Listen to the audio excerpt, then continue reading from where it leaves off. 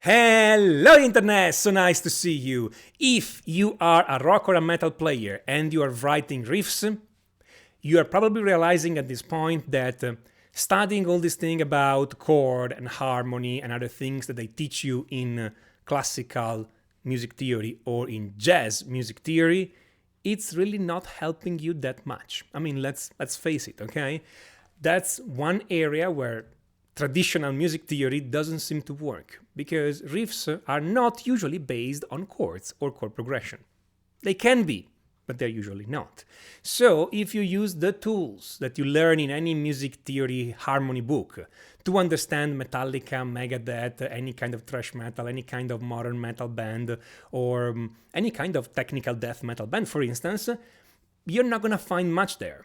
It feels like all this theory is useless, and indeed all this theory is useless. There is other theory that doesn't speak about chords or other things, but talks about riffs if you want, that would be much more useful. So a student of mine asked me, what can music theory do for me when I'm writing a riff? How can music theory help me writing soul-crushing riffs on my electric guitar? And this is the answer I gave him. I have a pretty broad question, and perhaps you can nail something from that. So the question is, how to write good riffs? Okay. Great. Yeah, it's a pretty big question. Okay. Well, if I had a complete answer that I could communicate in 10 minutes, I'd be millionaire. Okay. So, I mean, if you go to music school, most of the music you write there, it's melody over chords. They teach you a lot about chord progressions, melodies. If you go to jazz school, it's melody over chords. Different kinds of chords if you want, but pretty much it's the same structure. When we talk about metal, rock, etc., it's riffs. And riffs are not chords, and often there is no chord that actually really fit the riff. Okay? And in the transcription you have the NC in the transcription, no chord. Okay? So it's a completely different way of thinking than the normal music theory or the traditional and jazz music theory they teach. For riffs, I will think modally. So I will think of a mode. What does it mean? I have a few notes, however you choose them, from a scale, random, whatever you want. One of those notes is my root note. Could be any of those notes, as long as I make it clear it's the root. Okay, traditionally it's the low E, okay, but I mean, it could be the low A or any note that makes sense to you in that moment. And so occasionally you want to refer back to that note. You're not thinking about harmonizing the scale like other musicians will do. You're thinking instead what kind of melodies you can play with that, because at the end of the day, the riff is a melody. Okay, again, not in a traditional sense. Not with the starting and the climax and then the cadence at the end. We don't have cadences here, okay.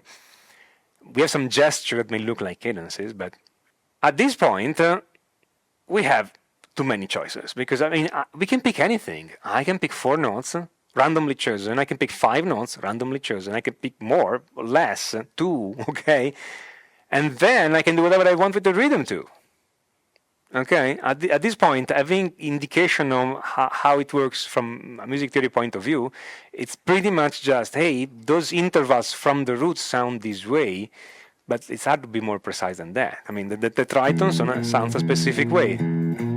The fifth sounds a specific way. The flat 6 sounds a specific way, right? The intervals are one indication. Think of what intervals you like and use those. Another indication is most great riffs have some half steps somewhere.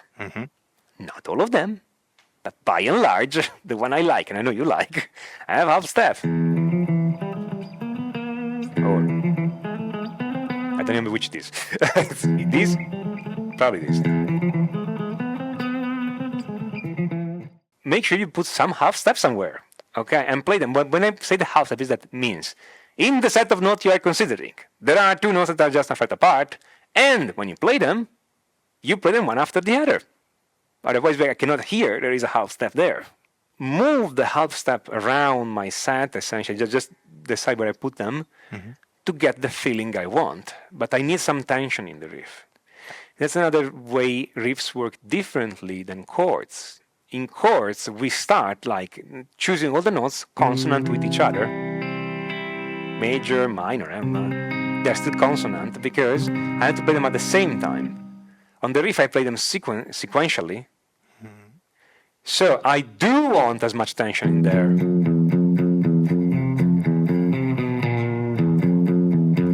Because otherwise, that doesn't go anywhere. If I just use consonant notes, I mean, it doesn't. It's like it's ridiculous. Okay, I can't. Okay, it's even a minor chord.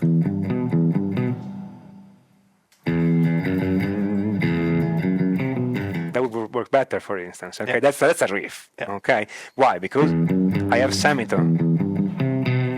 Right. I have semitones. I have half steps. Okay. Since it's one note at a time, and since you don't have the harmonic tension of two dissonant notes at the same time, you want to put as much dissonance as you can between the notes. So jumping the tritone, totally legit.